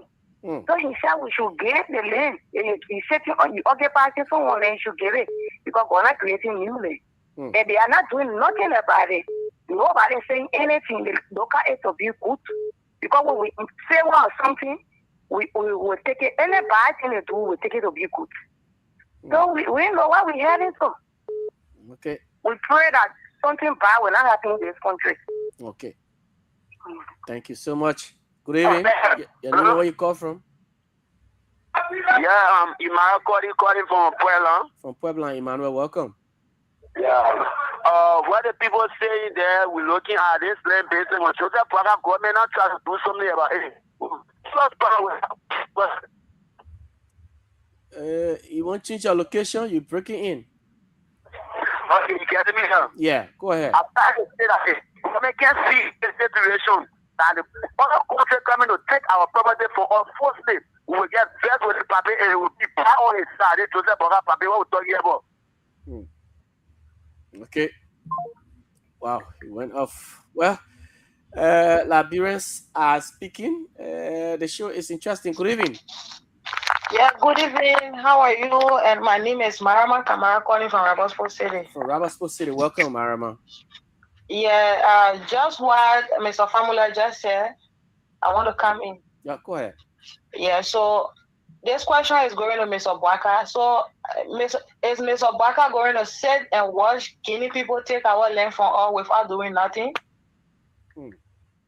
You see, because the Guineans have no right for crossing the border, coming to Liberia, and then saying they want to put our flag down, claiming our land, even putting stuff from the people from working there. So, I want for Mr. Joseph Bwaka to do something about this. Okay. We can't call ourselves Liberian, then we said, we allow people to take our land from us, especially the Guinean. So please, Bwaka, I really want for Bwaka to do something about this. Thank you. Thank you so much. All right. We'll take just maybe one more and then we move on. 0777-959-959. Yes, let me bring this person through. Welcome. Yeah, hello? You're live. Let's hear you. Yeah, this is Fred Johnson. I'm speaking from Congo and Boulevard. Fred Johnson from Boulevard. Go ahead. Yeah. I'm very disappointed in this government because whenever there's time for lay project, they can always deploy TSU, ERU, they can put a Fred to go put down the red. But now that kind of a huge things going on in the country now, we're seeing no, even EFL or even ERU, but we saw lots of getting there. Putting it on the country floor is bad. We need the pressing attention, please. Okay. Yes, seriously. All right. Thank you so much. All right. Good evening. Good evening, sir. You're live. Your name and where you call from? Yes, Mother Khalil Lume calling from District 17, Rugby City. Welcome. I follow the show late, so I want to know which part of Liberia this thing is happening. It happened in Foya, Lofa County. Thank you. Okay, welcome. Good evening. Yeah, good evening, sir. Yes, you live. I'm Mr. Dean calling from Benson Street. Okay, Mr. Dean. It's a pleasure to be on your show tonight. My concern is about the Guinean that entering the Liberia. I just call Honorable Kumani Money and say, oh, no, I was like trying to inform him. But are we going to take it diplomatically or the way they put taking it? We need to take it diplomatically. We know Guinea is our neighboring country. We know something happened. We have to take it diplomatically. I don't expect people to be talking the way it happened. But let's respect the government, and we know that the government is going to take the diplomatic position. Okay. Be that everything like this is diplomatic. Okay. You don't have to rush, and you know.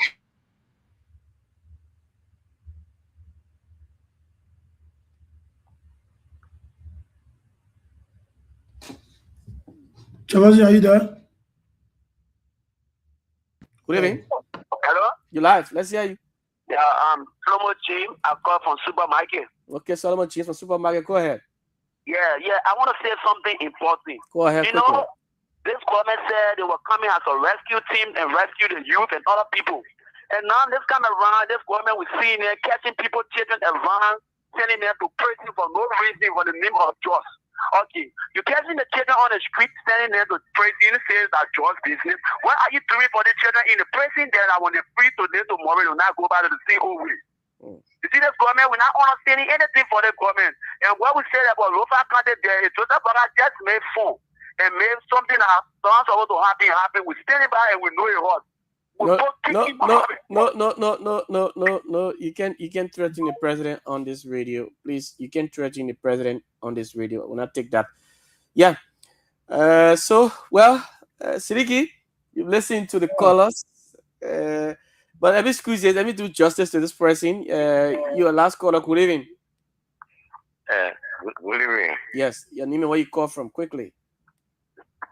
Hey, calling from Bofera community. From which community? Kakata Bofera community. Kakata Bofera community. Go ahead. Yeah, I just seen that. I don't know just about that. Is a president now. Or now the thing that happened in Lofa County, we are saying we're not police. Because it happened the first thing, they took a flight out of 20. It's the second one that happened again. So once I mean, my father came from the Lofa County, and I area there. So he actually got to see into it tomorrow, at least, to see into it. Everything will be possible. Okay. The point there. Thank you so much. Yes, we're not taking course anymore, federal appearance. We know that there are course time, but please hold your course now. We almost have time. Siddiqui, you've listened to the callers and they've made some salient points. The land issue seems to be a paramount concern now to Liberians. Yeah, that's exactly what I was about to talk about, Chavazi. Most of the callers, they responded to the land issues in Lofa County. But what I want to say to our audience is that the government already issued a statement. They are on top of this matter. They sent a delegation there, meaning they've sent people there already to talk to the leadership in Guinea so that they can come to one understanding. So as the government mentioned in a statement, let's be law-abiding, especially people that are residing in Lofa Foya, where the incident is happening. Let's follow the government information. Let's follow what the government will say or what they will tell us to do. Let's not take laws into our own hands, and basically, I think one of the callers mentioned that Guinea and Liberia, we are neighbors. Yeah. We've lived together since the both countries existed. So it's just good that, this is a simple matter, I think it's going to be resolved. But the emergence of social media now Yeah. Everybody wants to have an opinion. You know, everybody want to have a say. You know, even if we don't have evidence, we don't have information, not evidence, but information on what is going on or not. But we just want to have a say, you know, which is good too, because it kind of entertain people to sometimes. But let's be loyal about it, just as the government instructed every Liberians to be, and then look up to them, because they should be the one protecting us, including our brothers and sisters that are in Fuya, you know. But yeah, it is what it is. So let's remain calm and watch the process. But you know, before you can close on Jefferson, I want to say thank you to all the callers, those that have been making some selling point in the comment section, your feedbacks. I really appreciate it. For today's edition of the show, tomorrow, there's going to be another panelist, different set of panelists coming on here tomorrow to carry on the show. But for my end, Jefferson, it's almost 11 here. So I just wanted to close on. So thank you for being in studio there for the past 2 hours, you know, and taking calls. Thanks to the callers for your positive comments, your concerns. They're highly appreciated. You know, but good night from my end. Thank you to everybody. Thank you. All right, Siddiqui, thank you so much. Thanks to you for listening as well. Plus Mayor, he was watching Honorable Dr. Marama Kamara, Asian TV, Innovative Liberia. Also following, says, well, Honorable Dr. Marama Kamara said, no party interest, Liberia first, Liberia last, that we won. The loudest in, always the most wise. Be useful. Cummings Times 2029. Okay, James Godson for a purpose, Fakba, he said Cummings Time 2029. Again, he went on to say the same discipline, skills, connections, experience, and strategies that took you from point 4 and demonstration to where you are at now, and what we believe you can do for Liberia. Cummings 2029. And of course, the comments roll. Thanks to all of you. Mohammed T Formula, he says, Alexander B. Cummings had leadership experience previously with the Coca-Cola company, where he controlled millions of dollars, and of course makes sure it was managed well. Of course, Innovative Liberia and of Liberia Progress. All of you, Elton S. Wallow, Benjamin T. Quimeni, Mohammed A. Sharif, and the rest of you who left your comments. Thanks to you. My name is Jefferson Weah. Until then, have yourselves a blessed day. From Monrovia Siddiqui can play the theme song. Then we wrap up right here. Oh, unfortunately, I don't have access to the team. Oh, okay. Yeah, but Yes. So let's just, close up. yeah. Yeah. Okay. We'll ask for you during the next show. All right, folks.